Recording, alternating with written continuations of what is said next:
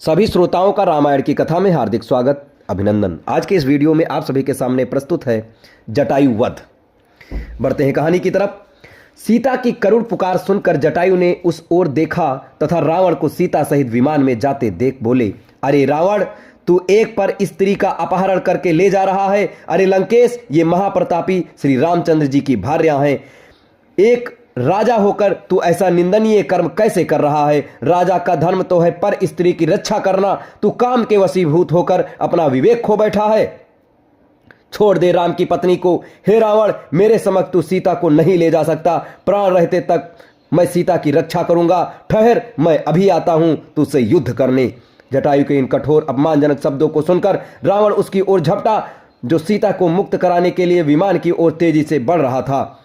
विशालकार दो पर्वतों की भांति वे एक दूसरे से टकराए। क्रुद्ध जटायु ने अपने पराक्रम से 2 बार रावण के धनुष को तोड़ डाला, उसके रथ को तहस नहस कर डाला और रावण के सारथी का वध कर डाला। उन्होंने मार मार कर रावण को घायल कर दिया। घायल होने के बाद भी रावण वृद्ध और दुर्बल जटायु से अधिक शक्तिशाली था।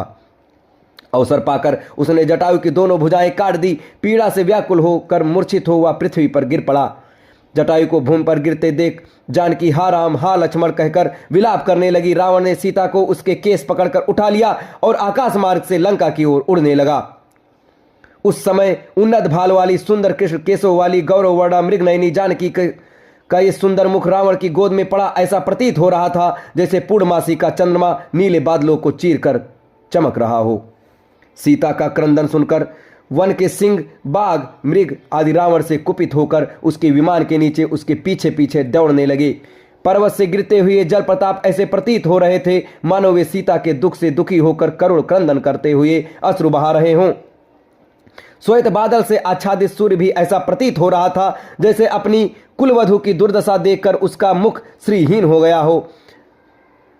सब सीता के दुख से दुखी हो रहे थे। दुष्ट रावण से मुक्ति का कोई उपाय न देखकर सीता दीनतापूर्वक परमात्मा से प्रार्थना करने लगी, हे परमपिता परमात्मा, हे प्रभु, मेरी रक्षा करो हे सर्वशक्तिमान।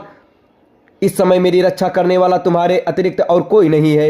हे दयामय, मेरे सतीत्व की रक्षा करने वाले केवल तुम ही हो। मार्ग में सीता ने नीचे एक पर्वत पर 5 वानरों को बैठे देखा। उनको देखकर सीता ने यह सोचकर कि शायद ये राम को मेरा समाचार बता सकें, अपने सुनहरे रंग की रेशमा चादर में वस्त्र आभूषण बांधकर उसे उन वानरों के बीच गिरा दिया। तीव्र गति से उड़ने में व्यस्त रावण को सीता के इस कार्य का बोध नहीं हो पाया। वनों, पर्वतों और सागर को पार करता हुआ रावण सीता सहित लंकापुरी में पहुंचा। वहां उसने सीता को